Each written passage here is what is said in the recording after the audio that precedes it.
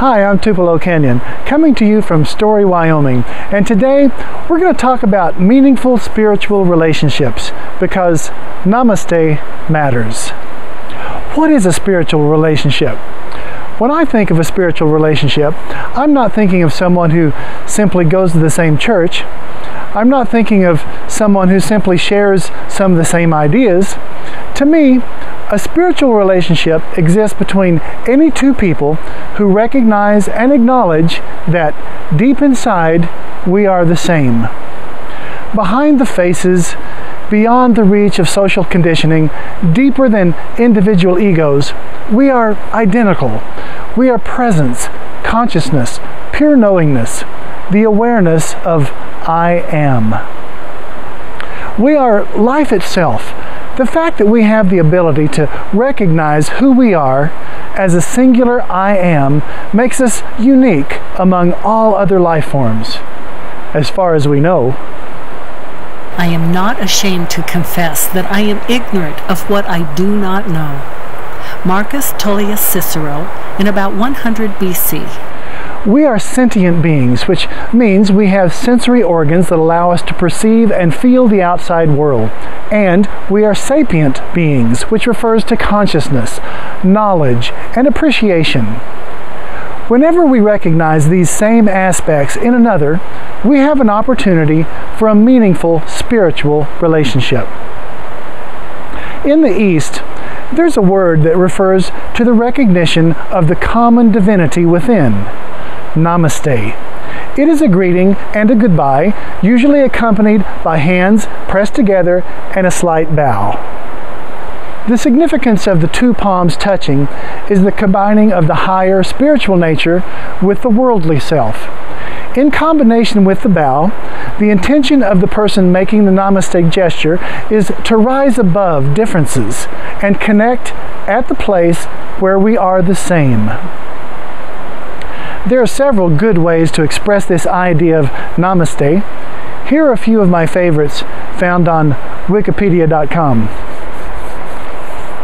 I salute the God within you, or I honor the Spirit in you, which is also in me, or the divine light in me salutes the divine light in you, or I honor the place in you which the entire universe dwells, or I honor the place in you which is love, of truth, of light and peace. When you are in that place, in you, and I am in that place, in me, we are one. So when I think of a meaningful spiritual relationship, I think of this kind of connection. I'd like to be able to say that I enter into all of my relationships from this profound point of singularity, but the truth is, I'm still learning. Understanding is one thing, but incorporating the understanding into action in everyday life is something else. All too often, I catch myself interacting with someone I just met as if she is just the waitress, or he is someone else's friend, or she's from that other part of the family. I try not to be so quick to judge. Although first impressions can provide us with important insight when we meet someone new, it doesn't give us the whole story. I've met people who initially wowed me with personality and charisma, but upon getting to know them better, they turned out to be the kind of person with whom I wouldn't necessarily want to spend a lot of time. On the other hand, I've met people who were so reserved and underspoken they barely made any kind of impression at all initially, but later, layers upon layers of depth become apparent and their company turns out to be enjoyable and rewarding. So, I try to glean whatever I can from my first impressions while reminding myself that we are all cut from the same cloth, regardless of the apparent differences. This attitude is especially helpful when traveling in other countries, immersed in unfamiliar cultures. In this situation, I've found that a willingness to stay open and focus on what we have in common is a big help in interacting with the locals. People all over the world respond to a genuine attempt at interaction, even when there's a language barrier. It's beyond treating people as equals. It's more like interacting as if the people you meet are a part of yourself. Here are some interesting examples of Namaste in action from my own life. For me personally, this attitude of Namaste is a work in progress, not something I've always done naturally. Fortunately, there are people in my life who inspire me by their example. My wife Janie, for example, has always had the knack of treating everyone she meets just like her best friend. She's never met a stranger, and her genuine, friendly manner puts everyone at ease. Her gift is her ability to make the other person feel special and important.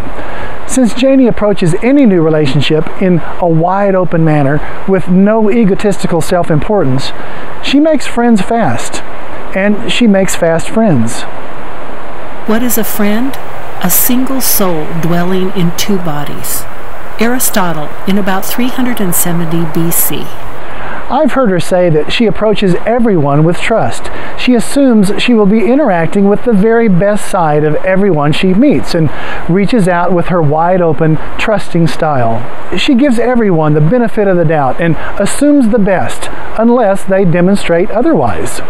Ralph Waldo Emerson said, "The only reward of virtue is virtue. The only way to have a friend is to be one." Another master of Namaste is our longtime friend, David Ruthstrom. Like Janie and I, he is also a professional musician and singer. When talking with David, he has the uncanny ability to make you feel like you are the most important person in the world. He listens closely and is quick to let you in on how he feels. He feels deeply, and his willingness to share his feelings make for a quick and powerful connection.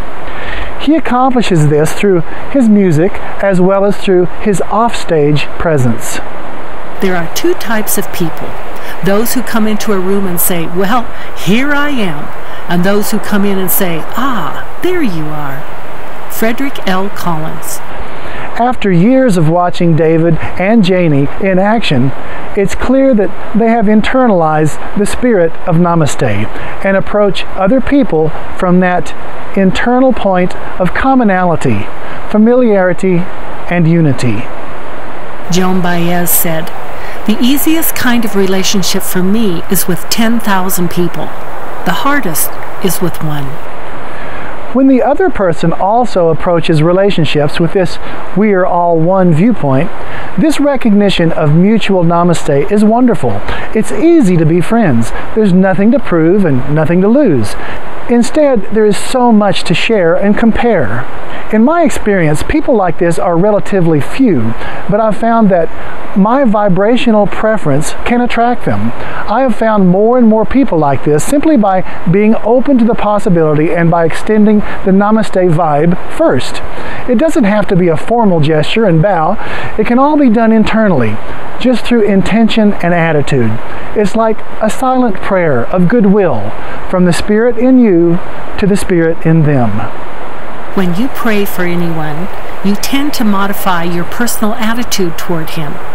You lift the relationship, thereby to a higher level. The best in the other person begins to flow out toward you as your best flows toward him. In the meeting of the best in each, a higher unity of understanding is established. Norman Vincent Peale. I suspect there are many who are aware of the inner presence we share, and like me, sometimes forget to extend it. When you extend it first, many people recognize it immediately and respond in kind. But what about the instances of apparent one-sided Namaste? It's easy when the other person shares the same attitude, but in the real world, most of the people you meet don't see you in that way.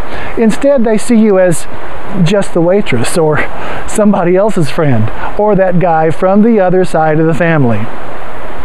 The knee-jerk reaction is to fall into the role they are projecting and start acting like the person they think you are. Just because they mistake what you do for who you are is no reason for you to be knocked off center. So when meeting anyone for the first time, remind yourself that deep inside you are both the same. And just because they may have forgotten is no reason for you to forget also. Maintain your viewpoint of singularity and regard them with all the honor and respect they deserve, and you will likely see their ego soften and their memory begin to remind them of who they really are. This viewpoint of singularity is contagious, and if you are well grounded in it, irresistible. Unfortunately, fear-based relationships seem to be much more common. Our cultural conditioning does a thorough job of training us to approach new relationships with caution, trepidation, and fear. Never talk to strangers. Don't trust anyone you don't know. These ideas are drilled into us from an early age. Why? Well, it's natural for parents to be protective, but in the long run, do these ideas protect us or spoil our potential for spontaneous, deep, and meaningful relationships? Do you think we would have the same attitude regarding meeting new people if we weren't so indoctrinated by the media? If we had not witnessed thousands and thousands of acts of deceit, treachery, and murder on our TVs, do you think we would feel the same in our attitudes about personal relationships? Hollywood grew to be the most flourishing factory of popular mythology since the Greeks. Alfred Alistair Cook. Are we choosing how we interact, or are we settling for the default mindset? It's important to recognize from where our attitudes originate and then decide deliberately if they are serving us or not. If you had only your own personal experiences to help you form the basis of your attitude about other people, how would that affect your style of interacting with others? Sure, all those nasty scenes so lavishly portrayed by Hollywood actually happened to real people, but that is the exception rather than the rule. Are those rare and isolated events enough to dictate your approach to all the new people you meet? For many, the answer is obviously yes, but this is seldom a conscious choice. Instead, it's a result of conditioning. People regard one another with suspicion because everyone else seems to act that way. 30-something years of seeing Janie in action has convinced me that her way of granting everyone the benefit of the doubt is healthier, happier, and more empowering. For more of these kind of inspiring ideas about your significant other, see my video called 10 Ways to Grow a Relationship of Mutual Personal Development. These ideas about Namaste feel good and work well most of the time, but what about the hard cases? Everyone has people in their lives who don't seem to fit. Their attitudes, belief systems, and personalities don't match up with yours. You could try to change them. You could resign yourself to putting up with them. You could try to change your ideas about them, or you could just walk away. Is the relationship serving you both? Is it helping you both to become the best you can be? Do you both feel free to be yourselves without feeling like you're stepping on each other's toes? If not, it's okay to let the relationship evolve. In some cases, the natural evolution of a relationship is to allow it to come to an end. Just because it may have served you once doesn't mean it has to continue forever. People change. Belief systems morph over time. If you don't change your beliefs, your life will be like this forever. Is that good news? Douglas Noel Adams. Even though we are all the same consciousness at our deepest level, our outer manifestation and our current understanding of ourselves is diverse. Outwardly, we are so different in so many ways, it would be amazing if we changed together in the same directions at exactly the same time. What are the odds? That's the risk you take if you change. That people you've been involved with won't like the new you. But other people who do will come along. Lisa Arthur. As our interests change, our priorities shift, and our diverging belief systems have a way of driving us apart. If you are able to continue to share that sameness deep inside, and from there marvel at the incredible complexities and diversity of life, that is a special relationship, one that will likely continue for the rest of your life. On the other hand, if all those outer differences only get in the way of your ability to share the sameness deep inside, that relationship may have run its course. It may be the kind of relationship that takes a lot of work. You may have to constantly nurture it for it to continue. Perhaps you are holding on too tight. If it drains energy from you rather than infusing you both with energy and enthusiasm, what's the point? Relationships of all kinds are like sand held in your hand. Held loosely with an open hand, the sand remains where it is. The minute you close your hand and squeeze tightly to hold on, the sand trickles through your fingers. You may hold on to some of it, but most will be spilled. A relationship is like that. Held loosely with respect and freedom for the other person, it is likely to remain intact. But hold too tightly, too possessively, and the relationship slips away and is lost. Khalil Jameson. The difficulty of maintaining a struggling relationship could be nature's way of telling you it's time to let go and move on. Allow the relationship to do whatever feels best. Take a break for a while, or simply let it dissolve naturally. Give me a low maintenance relationship, one that carries on from right where you left it. Don't fuss about it, no need to nurture it. It's a low maintenance relationship. What if we are all different manifestations of the same one? What if our separation is just an illusion? What if others you meet are waiting to be recognized as the same presence of I am that resides in you? What if we really understood the realization behind the word namaste and lived our lives as if it were true? What if more and more people started regarding one another with the quality of kindness, respect, and awe that such a realization deserves? What if this recognition of one another caught on and began to spread worldwide? Would it be easier to make friends? Would we be less fearful of one another? Would we be able to make such a big fuss over our differences, knowing our profound commonality? Would it be more difficult for people in power to brainwash the masses about who our enemies should be? Would it even be possible for the warmongers to whip us into a frenzy and convince us to go to war with our fellow man? Would we be willing to allow our children to be trained to kill? These are big questions, and they are all based upon our understanding of relationships and what we believe about them. Remember, beliefs are simply thoughts we have grown accustomed to thinking over a period of time.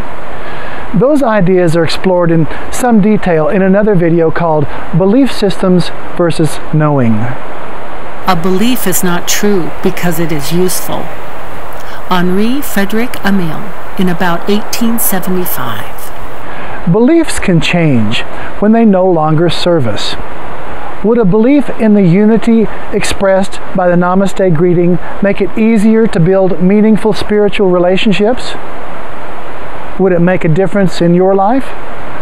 Would it make a difference in the world? Namaste. I'm Tupelo Kenyon. Thanks for tuning in, and remember to celebrate life. Welcome back to the end of the road. Well, with us this week, we've got Tisra Till, our old friends from Homer, Steve and Kenyon and Janie Kenyon. And joining them all the way from Austin, Texas is David Roostrom and Jeannie Robertson. These folks have got a real nice song that fits well in with the program tonight. Let's get a piece of that.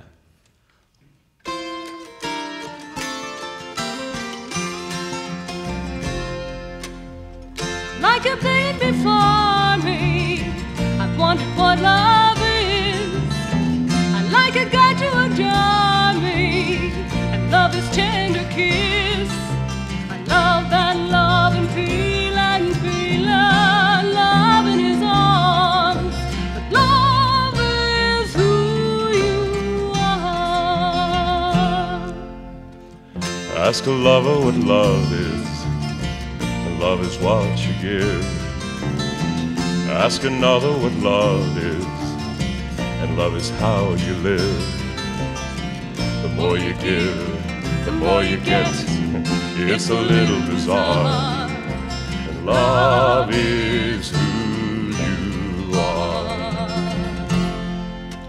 Love is who you, love is who you, love is who you are.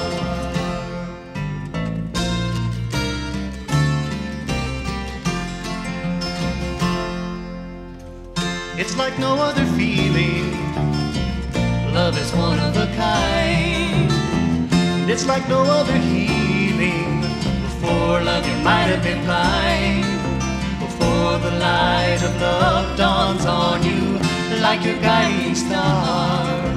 Love is who you are. Love is who you, love is who you, love is who you are.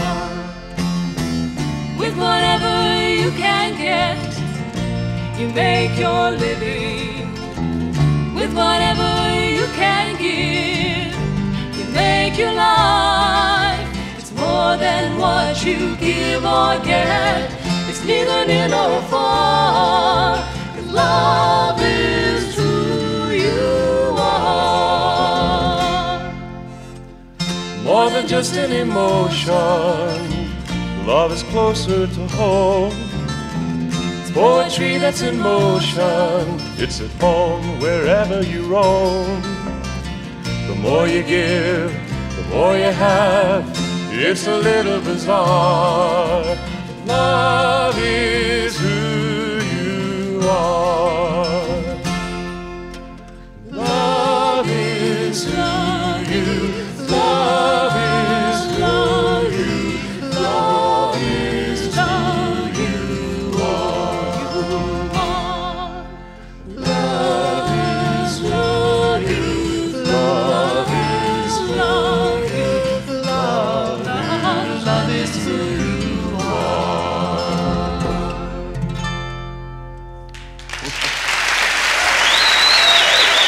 Yes, sir. Very nice. The song is written by Stephen Kenyon, his wife Janie Kenyon, and help from Rootstrom and Robertson from Austin, Texas. Thanks a lot.